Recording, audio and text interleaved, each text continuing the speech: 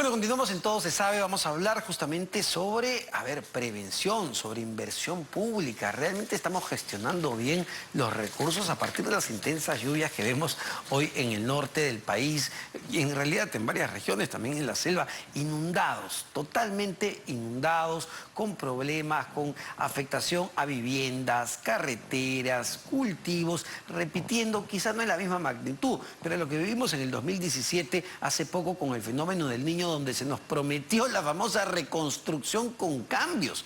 Y uno ve lo que ve y uno dice, bueno, ¿cuáles fueron los cambios que hubo? Estamos con Carla Gaviño, profesora de la Escuela de Gestión Pública de la Universidad del Pacífico, para entender qué sucedió. Carla, ¿cómo estás? Ante todo, buenas noches. Y uno dice, ¿cuáles fueron los cambios? Buenas noches, Omar, gracias por la invitación. Efectivamente, el tema que estás tocando es bastante sensible porque estamos hablando de necesidades de la gente que están latentes, mira, ¿desde cuándo, no? Desde que ocurrió el desastre del fenómeno del Niño en el 2017 y que lamentablemente siempre en verano, más o menos, ocurren unas lluvias y unos desastres naturales potentes que reavivan las necesidades o las mantienen latentes. Uno podría preguntarse, ¿dónde está nuestra capacidad de prevención? ¿Dónde están las entidades públicas de los 3 niveles de gobierno que por norma tienen facultades para hacer inversión pública para prevenir ese tipo de desastres y que inclusive habiendo recursos que se pueden destinar a ello, pues año tras año vemos que no se concretan realmente las inversiones de mitigación, de prevención a tiempo y que efectivamente pues es una situación muy complicada la que vemos constantemente. Pero quiero entender cuál es el problema, porque yo recuerdo en el gobierno del expresidente Pedro Pablo Kuczynski, se anunció incluso ingentes recursos, hablábamos de una cifra de más de 20.000 millones de soles, incluso 25.000 millones de soles, y que se decía, bueno, aquí vamos a reconstruir todo esto con cambios y además vamos a impulsar la economía, esto va a estar listo, ya no recuerdo, en 3 años se habían puesto como fecha. Y uno dice, bueno, si los recursos estaban ahí, ¿cuál es el problema? El problema es gestores, el problema es la corrupción, el problema es la coordinación entre las entidades del Estado. ¿Por qué no sabemos gastar? Claro, yo creo que si nos centramos un poco en el tema de la Autoridad para la Reconstrucción con Cambios, la ARC, podemos distinguir distintos momentos que han tomado mucho tiempo, ¿no? Algunos de ellos a lo largo desde su existencia hasta la fecha, ¿no? Tuvimos unas etapas previas a estas famosas PMOs, ¿no? De los Project Management Office, de los contratos gobierno a gobierno, donde más bien la inversión pública era un poco lenta, no se ejecutaba mucho el presupuesto, luego ya con la gestión, me acuerdo de Amalia Moreno, pues empezaron a haber algunos cambios y efectivamente presupuestalmente se empezó a ejecutar más el recurso. No obstante, algunas personas que estaban en el lugar decían, bueno, se está ejecutando presupuestalmente, pero en obra física hay todavía un poquito de lentitud. Sin perjuicio de ello, la mayor cantidad de inversión pública que se ha ejecutado en los últimos 2 años, más o menos, ha provenido en gran medida de los aportes financieros de lo hecho por la reconstrucción con cambios. Pero ¿qué es lo que viene pasando? Y yo creo que ahí has dado en el clave cuando hablas del tema de la gestión. Yo creo que en esta gestión, si mal no recuerdo, hemos visto ya 2 distintas personas que presiden la reconstrucción con cambios, ¿no? Más el cambio que hubo en el gobierno pasado. Los cambios constantes en este tipo de autoridades o de instituciones públicas que tienen que dar cumplimiento, seguimiento, acompañamiento, asistencia técnica, coordinación con distintas entidades de distintos niveles de gobierno, golpean la capacidad de gestión.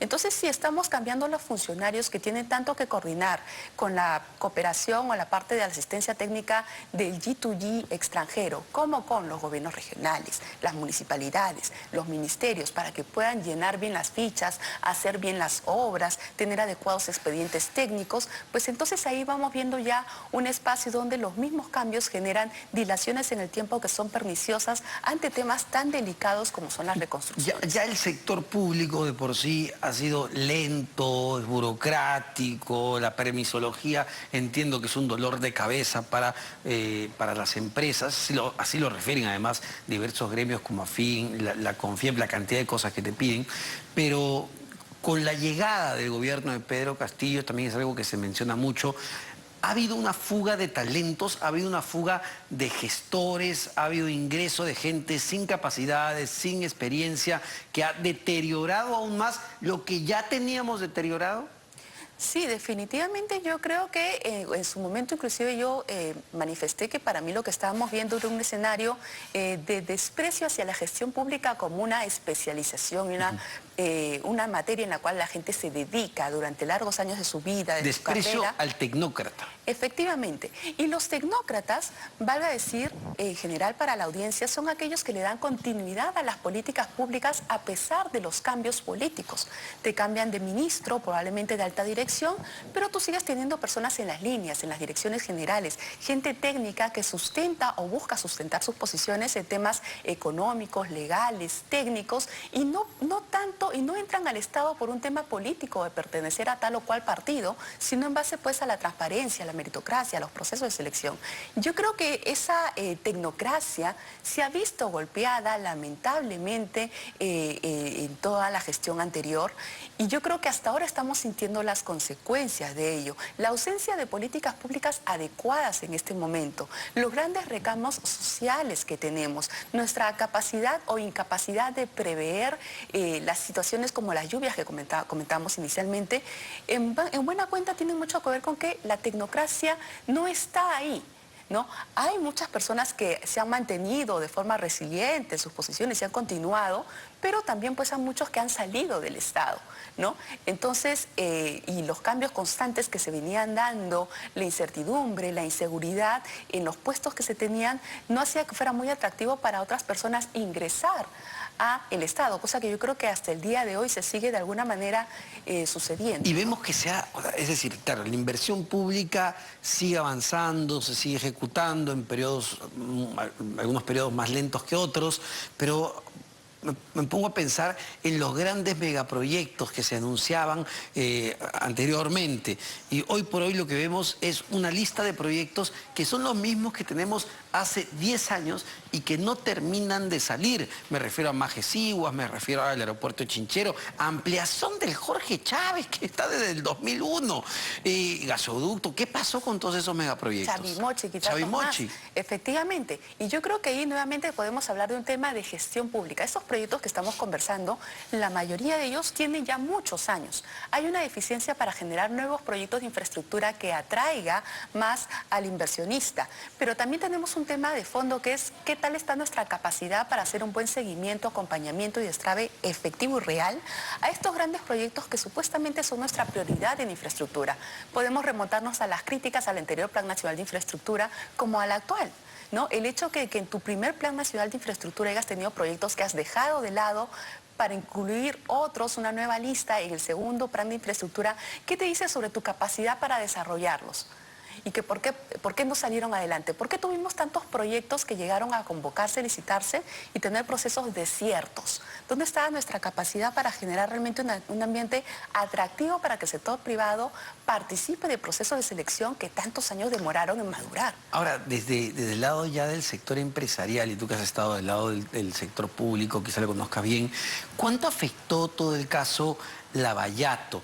Es decir, esas grandes empresas constructoras con espaldas financieras, no solo brasileñas, sino españolas, las propias empresas constructoras peruanas, grandotas, que se vieron involucradas en el club de la construcción y toda la corrupción, el hecho que eso estallara afectó la ejecución, porque me comentaba un amigo experto en el sector, que luego vinieron empresas más pequeñas, sin tanta espalda, sin tanto conocimiento. No estoy diciendo que vengan las corruptas, pero eso de todas maneras generó un bache.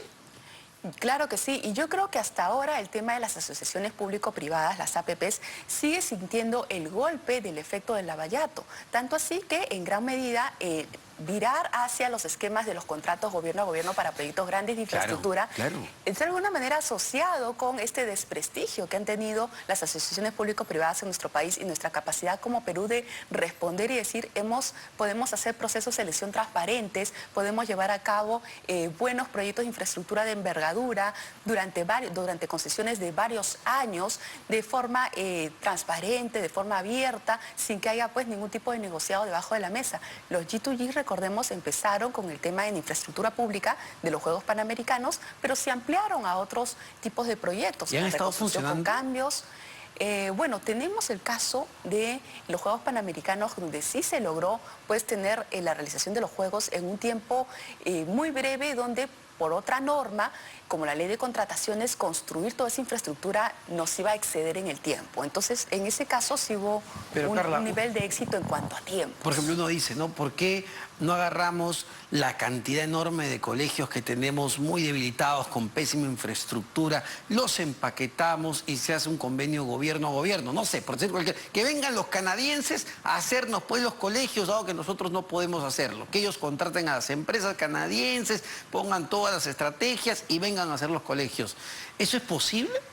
Yo ahí quiero hacerte un comentario. Yo soy proclive a considerar que los contratos de gobierno a gobierno, los G2Gs, son positivos para nuestro país en infraestructura pública, sobre todo en aquellos casos donde no tenemos la experiencia suficiente para desarrollar ese tipo de proyectos. Porque tengamos en cuenta que hay una PMO, Project Management Office, una oficina especializada en gerencia de proyectos, que nos va a dar asistencia técnica en aquello que no conocemos de estos proyectos para poder desarrollarlo mejor. Pero utilizar los G2Gs para saltearnos la ley de contrataciones del Estado, en proyectos donde tenemos experiencia, ¿no? Y que para los cuales el Estado peruano no está frente a un reto nuevo, me parece que tenemos que tener mucho cuidado de ver bien dónde estamos sobre la línea tenue y cuándo más bien es bastante clara la opción. Pero el problema es que no lo hacemos igual. Así tengamos experiencia, escuchamos los reportes de chicos, el otro día en Piura, chicas que van a estudiar en el kiosco, porque no tienen salón de clases. Tenemos, sin embargo, como Perú, el proyecto especial de inversión pública de los colegios bicentenarios, donde ahí hay un G2G con una PMO, ¿no? Entonces habrá que esperar a ver pues, los resultados que se tengan en materia de infraestructura pública, pero en tanto eso se desarrolla, yo creo que también tenemos que abordar temas de fondo que en general no nos permite construir adecuadamente infraestructura pública, que no es tan compleja, porque un colegio, frente a otro tipo de infraestructura, no es necesariamente lo más complejo. No es una línea del metro. Muchísimas gracias, Carla, por esta entrevista. Carla Gaviño, profesora de la Escuela de Gestión Pública de la Universidad del Pacífico. Venimos para conversar, a ver este tema que es importante.